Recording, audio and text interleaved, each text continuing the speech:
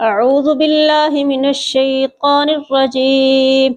بسم الله الرحمن الرحيم.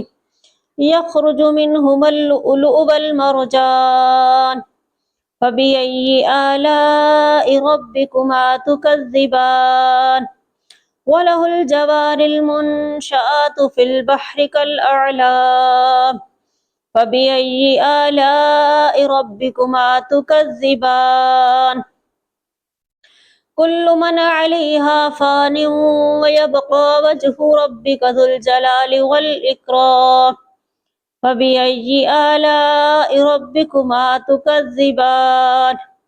يسأله من في السماوات والأرض كل يوم هو في شأن، فبأي آلاء ربكما تكذبان؟ سنفرغ لكم أيها الثقلان، فبأي آلاء ربكما تكذبان؟